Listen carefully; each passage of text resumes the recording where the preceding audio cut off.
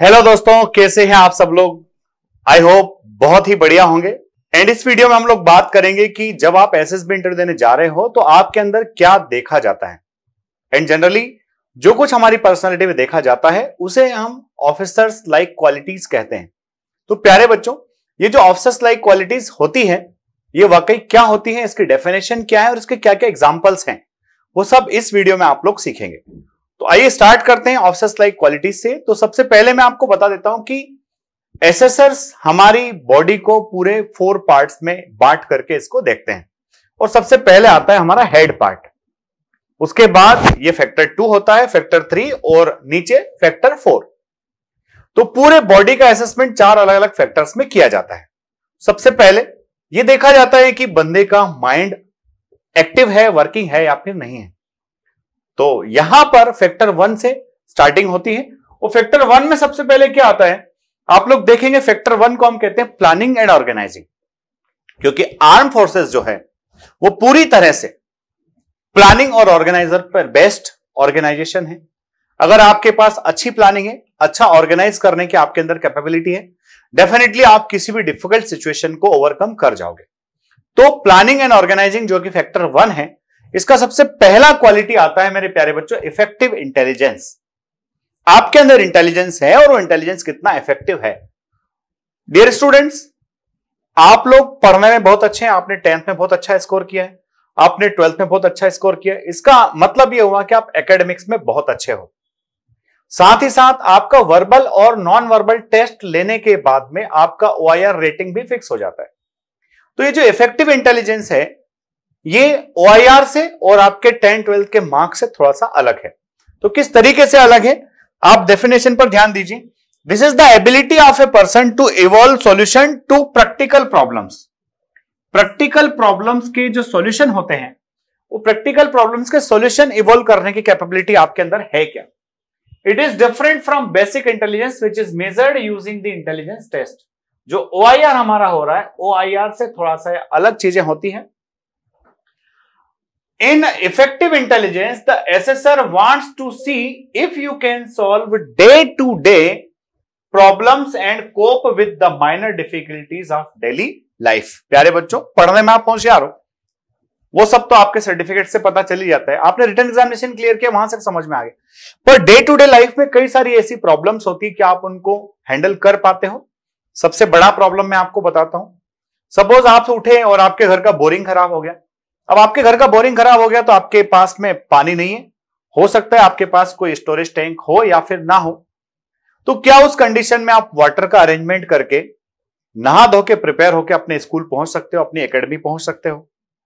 किसी दिन आपके जो छोटा यंगर ब्रदर और सिस्टर है उसका व्हीकल नहीं आता है जो उसको डेली स्कूल छोड़ता है, तो क्या आप उस छोटे यंगर ब्रदर सिस्टर को उसके स्कूल तक पहुंचा सकते हो, उसको स्कूल पहुंचा के आप अपनी एकेडमी जा सकते हो।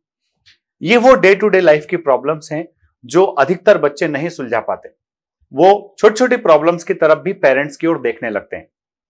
तो अगर इस तरह की प्रॉब्लम्स के लिए हमारे पास में सॉल्यूशन है, देन डेफिनेटली हमारे अंदर इफेक्टिव इंटेलिजेंस है।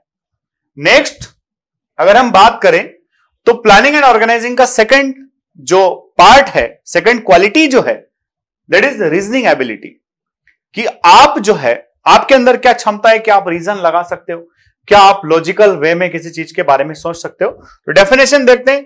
It is the ability of a person to grasp a given situation. कोई भी सिचुएशन जो आपको दी जाती है, क्या आप सिचुएशन को ठीक से समझ पाते हो, क्या आप उस सिचुएशन को ठीक से ग्रैस्प कर पाते हो।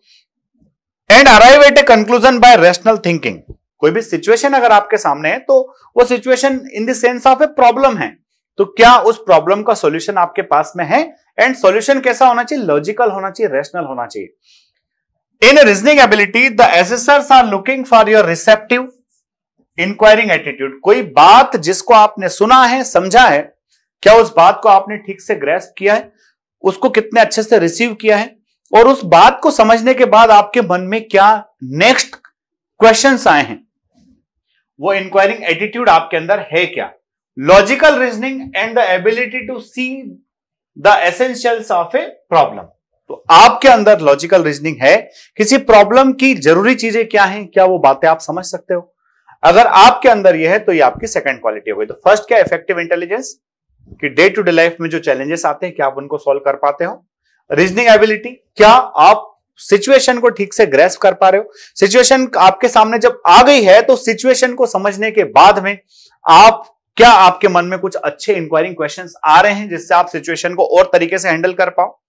नेक्स्ट पार्ट पर जब हम आते हैं तो देखते हैं बच्चों ऑर्गेनाइजिंग एबिलिटी।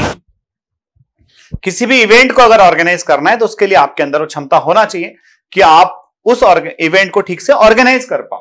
तो it is the ability to use resources systematically to produce effective results. देखिए हर वर्ड का अपना एक इंपॉर्टेंस है। क्या कह रहे हैं, आप रिसोर्सेस का इस्तेमाल करोगे और रिसोर्सेस के कैसे इस्तेमाल करना है, एकदम सिस्टमेटिकली आपको रिसोर्सेस को इस्तेमाल करना है। क्यों इस्तेमाल करना है, ताकि आप इफेक्टिव रिजल्ट ला सको।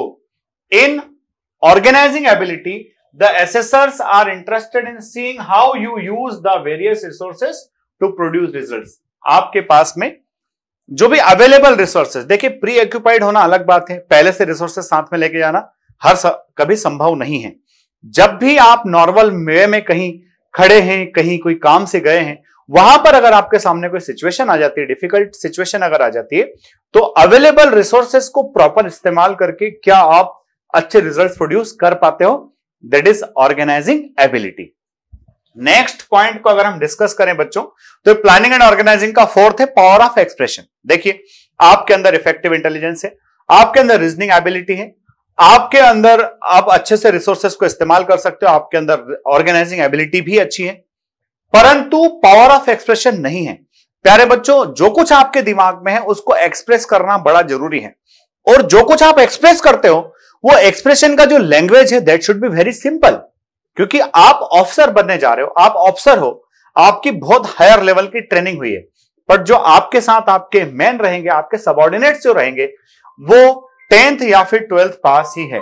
तो ऐसी स्थिति में आप अपनी बातों को इतने ठीक से डिलीवर करें ताकि आपके सबऑर्डिनेट्स ये समझ जाएं कि करना वाकई क्या है। तो आपके पास पावर ऑफ एक्सप्रेशन होना चाहिए। is his ability to put across one's ideas adequately and with ease and clarity। आप अपने आइडियाज को एडिक्वेट वे में रिप्रेजेंट कर पाओ, आसानी से रिप्रेजेंट कर पाओ और क्लियरिटी के साथ, ताकि सुनने वाले को कोई भी डिस्टरबेंस ना रहे, कोई भी डाउट वहां पर ना रहे कि वाकई क्या मुझे करना है और क्या नहीं करना है। सो ये जो चारों हैं ये हमारा फैक्टर 1 है बच्चों।